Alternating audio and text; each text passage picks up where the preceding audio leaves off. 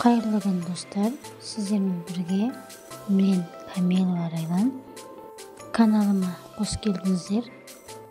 Бүгін сіздермен етті тұздау әдісімен бөлісетін боламын. Менде ауылдан келген жылқы еті.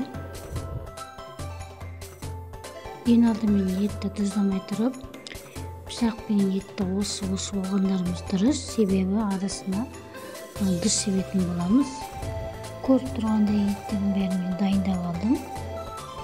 Бөлек ыдысқа тұзымызды дайындап алып, етімізді тұздайтын боламыз. Маразмекке салмас бұрын етімізді ең алдымен тұздап алғанымыз дұрыс. Осындай үлкендеу ыдысқа етімізді тұздаған дұрыс.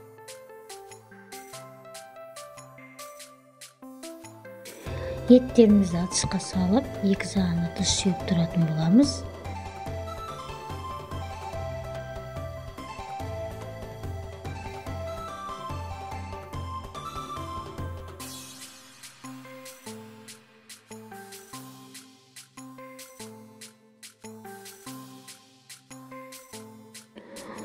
Пышақпен кесілген еттердің арасында осылай ыдыс сүйіп тұратын боламыз.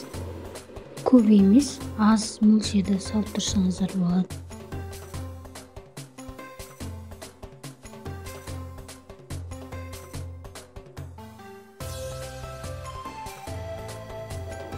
Етті тұздап болғаннан кейін бетін жауып, бір күн салқын жерге қойғандарыңыз дұрыс.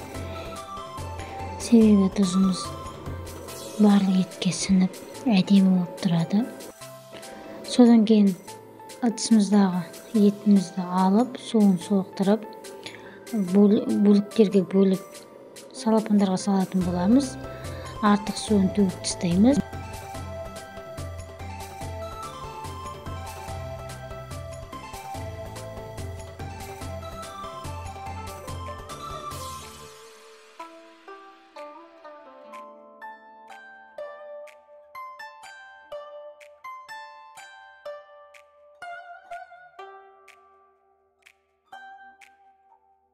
Етімізді тұздап болдық.